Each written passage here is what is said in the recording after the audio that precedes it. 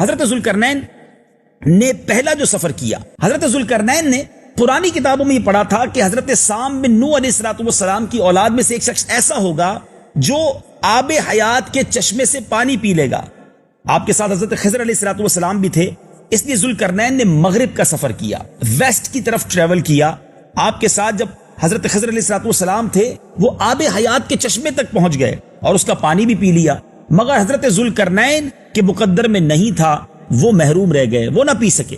اس سفر میں آپ جانب مغرب روانہ ہوئے تو جہاں تک آبادی کا نام و نشان ہے وہ ساری منزلیں طے کر کے آپ ایسے مقام پر پہنچ گئے جہاں سورج غروب ہوتے ہوئے ایسے نظر آتا تھا جیسے سیاہ چشمہ کے اندر یہ سورج ڈوب رہا ہے، اور جیسا کہ سمندری سفر کرنے والوں کو آفتاب یعنی سمندر میں کالے پانی میں ڈوبتا ہوا نظر آتا ہے، وہاں ان کو ایک ایسی قوم ملی جو جانوروں کی کھال پہنے ہوئے تھی، اس کے سوا وہ کوئی دوسرا لباس نہیں پہنتی تھی، اور دریائی مردہ جانور کے سوا ان کی غذا کا کوئی دوسرا سامان نہیں تھا۔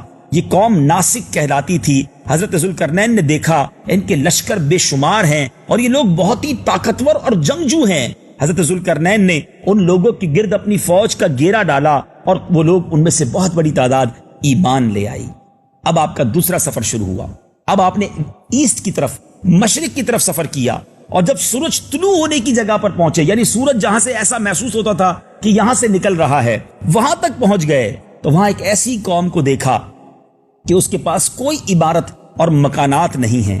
ان لوگوں کا حال یہ تھا کہ سورج طلوع ہونے کے وقت یہ لوگ غاروں میں چھپ جاتے اور سورج ڈھل جانے کے بعد غاروں سے نکل کر اپنی روزی کے لیے تلاش میں باہر نکلتے تھے۔ یہ قوم منسک کہلاتے تھے۔ حضرت ذوالقرنین نے ان لوگوں کے ساتھ بھی جو ایمان لائے بڑا بہترین سلوک کیا، اور اس کے بعد اب آپ تیسرے سفر کی طرف روانہ ہوئے۔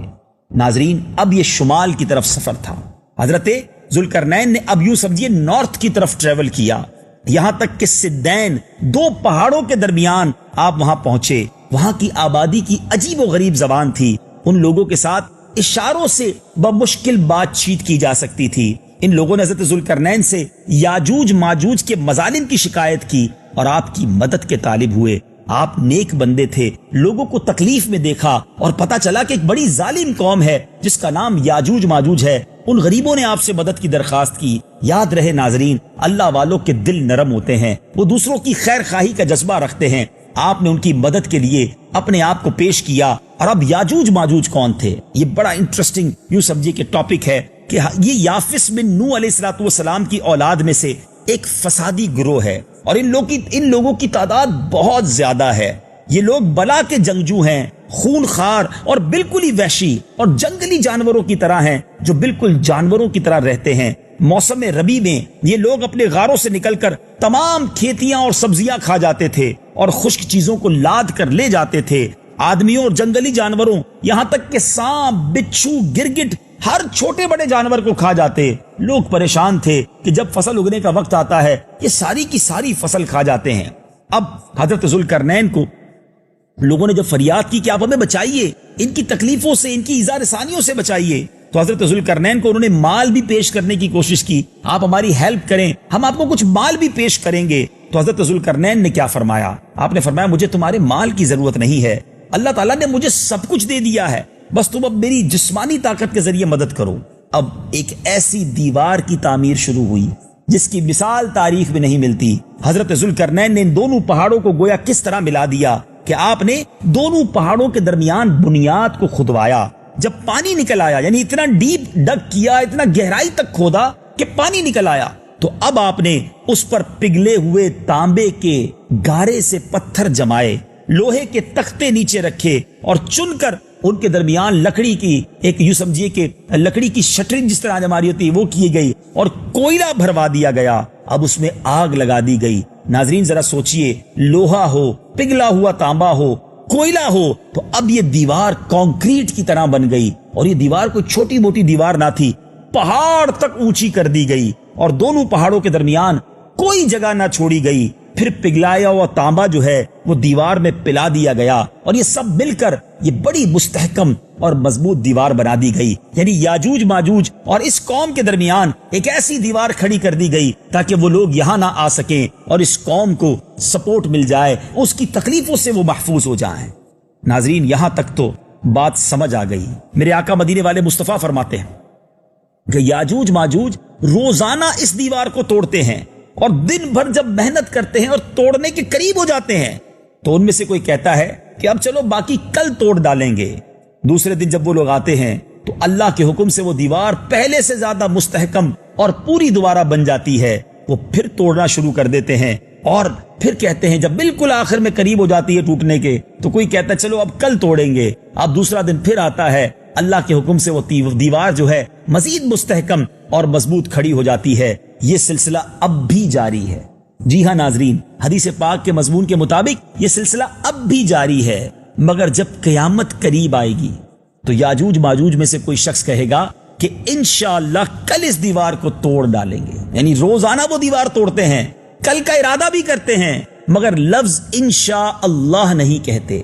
اور یہ اللہ کی مشیت ہے کہ وہ نہیں کہتے, ورنہ وہ آج ہی باہر آ جائیں گے. لیکن قیامت سے پہلے ایسا ضرور ہوگا کہ ان میں سے کوئی ایک شخص کہے گا کہ انشاءاللہ کل توڑ ڈالیں گے, اور پھر وہ دوسرے دن انشاءاللہ کی برکت اور ثمرہ یہ ہوگا کہ وہ دیوار ٹوٹ جائے گی. یاد رہے ناظرین, وہ قرب قیامت کا وقت ہوگا. دیوار ٹوٹنے کے بعد یاجوج ماجوج نکل پڑیں گے اور زمین میں ہر طرف فتنہ و فساد کریں گے, قتل و غارت گری کریں گے, چشموں تالابوں کا پانی پی ڈالیں گے, جانوروں اور درختوں کو کھا ڈالیں گے, زمین پر ہر جگہ وہ پھیل جائیں گے. مگر مکہ مکرمہ, مدینہ منورہ اور بیت المقدس, ان 3 شہروں میں وہ داخل نہ ہو سکیں گے. پھر حضرت عیسیٰ علیہ الصلوۃ والسلام قرب قیامت سے پہلے دعا فرمائیں گے, ان کی گردنوں میں کیڑے پیدا ہو جائیں گے اور یہ سب کے سب ہلاک ہو جائیں گے. اس بات کو قرآن نے کس طرح بیان کیا؟ 17واں پارہ ہے سورہ انبیاء, آیت نمبر 96 کی تلاوت سنیے اور اس کا ترجمہ سنیے.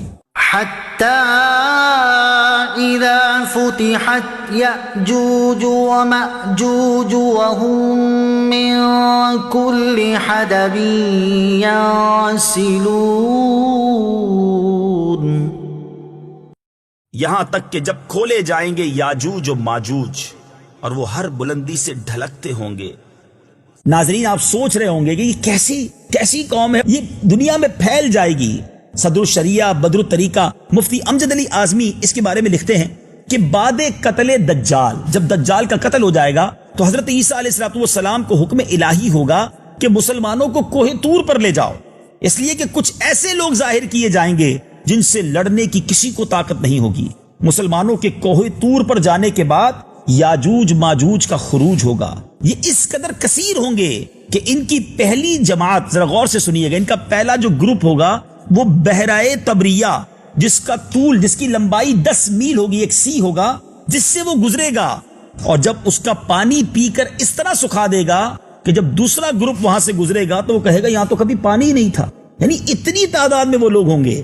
اس کے بارے میں, ان کے بارے میں آتا ہے پھر دنیا میں فساد, قتل و غارت سے جب یہ فرصت پائیں گے تو کہیں گے چلو زمین والوں کو تو قتل کر دیا, اب آسمان والوں کو قتل کریں. یہ کہہ کر وہ اپنے تیر آسمان کی طرف پھینکیں گے. اور اللہ کی شان دیکھیں, آسمان سے جب تیر واپس آئیں گے, روایتوں کا مضمون ہے کہ وہ تیر خون آلود ہوں گے. یعنی وہ یہ سمجھیں گے کہ معاذ اللہ ہم نے آسمان والوں کو بھی قتل کر دیا ہے. یہ انہی حرکتوں میں مشغول ہوں گے. اور وہاں پہاڑ پر حضرت عیسیٰ علیہ الصلوۃ والسلام اپنے ساتھیوں کے ساتھ محصور ہو گئے ہوں گے, یہاں تک کہ ان کے نزدیک ایک گائے کے سر کی وقعت وہ ہوگی. حدیث کے الفاظ ہیں جو تمہارے نزدیک 100 اشرفیوں کی نہیں ہے. یعنی کھانے پینے کو کچھ نہیں ہوگا, نیچے اتر نہیں پائیں گے اور نیچے وہ تباہی مچا رہے ہوں گے. اس وقت حضرت عیسیٰ علیہ الصلوۃ والسلام اپنے ہمراہیوں کے ہمراہ اللہ کی بارگاہ میں دعا کریں گے. اللہ تعالیٰ ان یاجوج ماجوج کی گردنوں میں ایک مخصوص کیڑا پیدا فرما دے گا, ایک دم وہ سب کے سب مر جائیں گے. ان کے مرنے کے بعد حضرت عیسیٰ علیہ الصلوۃ والسلام زمین پر واپس تشریف لائیں گے پہاڑوں سے, اور دیکھیں گے کہ تمام زمین ان کی لاشوں سے بھری ہوئی ہے, بدبو کا عالم ہے, ایک بالشت زمین بھی خالی نہ ہوگی. اب آپ پھر ایک بار اللہ کی بارگاہ میں دعا کریں گے, اللہ تعالیٰ ایک قسم کے پرندے بھیجے گا, وہ ان کی لاشوں کو جہاں اللہ عز و جل چاہے گا اٹھا کر پھینک آئیں گے. ان کے تیر و کمان و ترکش کو مسلمان 7 برس تک جلائیں گے. اتنے تیر اتنے کمان ہوں گے کہ اس کو جب جلائیں گے تو 7 سال تک وہ جلتے رہیں گے. ناظرین ذرا سوچئے, یہ کیسا قرآنی واقعہ ہے جو قیامت سے پہلے ہونا ہے, اور اس کا ذکر قرآن میں موجود ہے. اور یہ واقعہ سنانے کے میرے 2 مقاصد ہیں. ایک تو اس سے لیسن کیا ملا کہ حضرت ذوالقرنین نے دنیا کے کونے کونے کا سفر کیا, وہاں جا کر لوگوں کو اسلام کی دعوت دی، انہیں ایمان کی دولت سے سرفراز کیا۔ نیکی کے کام کے لیے سفر کرنا یہ اللہ والوں کا طریقہ ہے، جا کر لوگوں کو مسلمان کرنا، مسلمانوں کو نیکی کی طرف لانا، یہ بڑی نیکی کا کام ہے۔ اللہ کرے کہ ہم ہالیڈے ٹرپ اور گھومنے پھرنے کے سفر تو کرتے ہیں، کبھی دین متین کی خاطر، سنتوں کو پھیلانے کی خاطر، دین اسلام کا پرچم بلند کرنے کی خاطر بھی ہم سفر کریں۔ دوسری بات کیا سیکھنے کو ملی کہ حضرت ذوالقرنین کو جب دکھیاری قوم نے یاجوج ماجوج کے مظالم کے بارے میں بتایا تو آپ ان کی ہیلپ کے لیے تیار ہو گئے، ان کے ساتھ یوں سمجھیے کہ ان کی مدد کے لیے تیار ہو گئے۔ کاش اس واقعے سے یہ بھی ہم سبق لیں کہ اگر ہمیں بھی کوئی مدد کے لیے پکارے، ہم سے بھی کوئی یہ توقع رکھتا ہے کہ ہم اس کی ہیلپ کر سکتے ہیں، ہمیں اس کی مدد کرنی چاہیے۔ حدیث پاک کا مضمون ہے کہ مسلمان جب مسلمان کی مدد کرتا ہے، ایک بھائی دوسرے بھائی کی مدد کرتا ہے، اور جب تک مدد کرتا ہے اللہ اس کی مدد کرتا ہے۔ جو کسی کی ہیلپ کرتا ہے ناظرین، اس کی رب ہیلپ فرماتا ہے، اللہ اس کی مشکلیں آسان کر دیتا ہے۔ زندگی ایسی گزاریے کہ ہماری وجہ سے لوگوں کی مشکلیں آسان ہوں۔ صلو علی الحبیب صلی اللہ تعالی علی محمد۔ مجھے اپنی اور ساری دنیا کے لوگوں کی اصلاح کی کوشش کرنی ہے انشاءاللہ۔